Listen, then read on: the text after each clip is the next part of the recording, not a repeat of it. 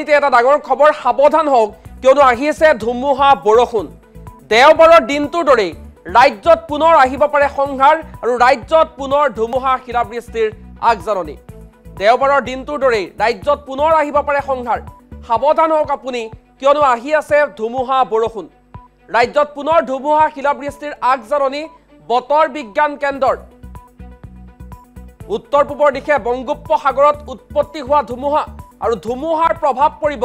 অসম অৰুণাচল ত্ৰিপুৰাত এই ধুমুহাৰ প্ৰভাৱ অসম অৰুণাচল আৰু ত্ৰিপুৰাত পৰিব বুলি ইতিমধ্যে বতৰ বিজ্ঞান কেন্দ্ৰই আগজাননী দিছে অসমতো হ'ব পাৰে প্ৰচণ্ড ধুমুহা আৰু শিলাবৃষ্টি কালিৰ দিনটোত দেখিবলৈ পোৱা গৈছিল প্ৰচণ্ড ধুমুহা শিলাবৃষ্টি তছনছ হৈ পৰিছিল একাংশ লোকৰ জীৱন আৰু সাগৰ পৃষ্ঠৰ 4.9 কিলোমিটাৰ বেগত উৎপত্তি হৈছে এই ধুমুহা আৰু এই ধুমুহাৰ প্ৰভাৱ পৰিব পাৰে অসমত আগন্তুক 24 ঘণ্টাত অসমৰ বহু ঠাইত 40ৰ পৰা 50 কিলোমিটাৰ গতিবেগত ধুমুহা হ'ব উজনি অসম নামনি অসম বৰাক ব্ৰহ্মপুত্ৰ উপত্যকাৰ বহু জিলাতে ধুমুহা বৰষুণৰ আগজাননী আৰু প্ৰবল ধুমুহা শিলাবৃষ্টিৰ আগজাননী প্ৰদান কৰিছে বতৰ বিজ্ঞান কেন্দ্ৰই সকলোকে সজাগ আৰু সাৱধান হৈ থাকিবলৈ আহ্বান জনাইছে 2 আৰু 3 এপ্ৰিলত কিছু পৰিমাণে অৱশ্যে ধুমুহাৰ গতিবেগ হ্ৰাস পাব 4 এপ্ৰিলত বিজুলী ঢেৰেকনি আৰু ধাৰাসাৰ বৰষুণৰ পূৰ্ণ সম্ভাৱনা আছে বতৰ বিজ্ঞান কেন্দ্ৰই দিছে আগজাননী আৰু দেওবাৰৰ দিনটোত বৰঝাৰত ধুমুহাৰ গতিবেগ আছিল 43 কিলোমিটাৰ আৰু বৰঝাৰত হোৱা শিল বৰষুণৰ পৰিমাণ আছিল 1.4 মিটাৰ কালিলৈ পৰা পুনৰ আহিব পাৰে শিলাবৃষ্টি আৰু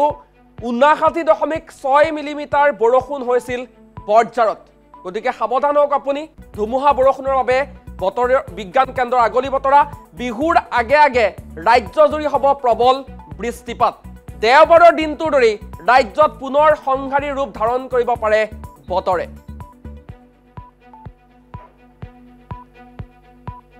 43 নটছ আছিল আৰু এই 43 নটছ বতাহ আপোনাৰ 1 মিনিট সময়ৰ কাৰণে আছিল এই সময়ছোৱাত আমাৰ ইয়াত হিলা বৰষুণ হৈছিল আৰু হিলা বৰষুণৰ যেটো আপোনাৰ ডায়ামিটাৰ 1.4 সেন্টিমিটাৰ ডায়ামিটাৰ আছিল আমাৰ এয়াৰপৰ্টত আৰু গুৱাহাটী এয়াৰপৰ্টত যোৱাকালি 59.6 মিলিমিটাৰ বৰষুণ হৈছিল আৰু ঠিক তেনে আজিও আমাৰ যেটো নৰ্থ ইষ্ট আসামৰ ওপৰত 0.9 কিলোমিটাৰ সাগৰ পৃষ্ঠৰ পৰা আমাৰ যেটো সাইক্লোনিক সাৰ্কুলেশন আছে আৰু নৰ্থ ইষ্ট বিহাৰৰ আৰু এডজয়নিং সাব হিমালয়ান ৱেষ্ট বেংগলৰ ওপৰত যেটো বতাহৰ সাইক্লোনিক সাৰ্কুলেশন আছে তাৰ প্ৰভাৱত আজিও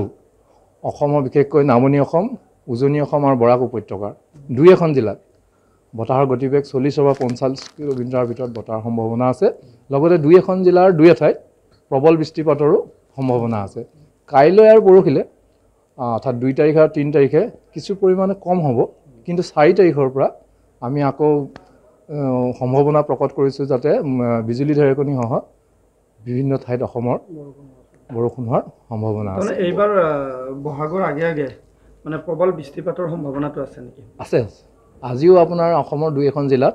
বিশেষকৈ আমি উজনি অসমৰ দেখিছো ডিব্ৰুগড় বা তিনচুকীয়া জিলাৰ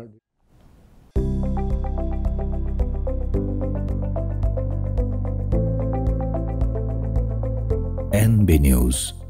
সহজ সৰল ভাষাত নৱভাৰতৰ কথা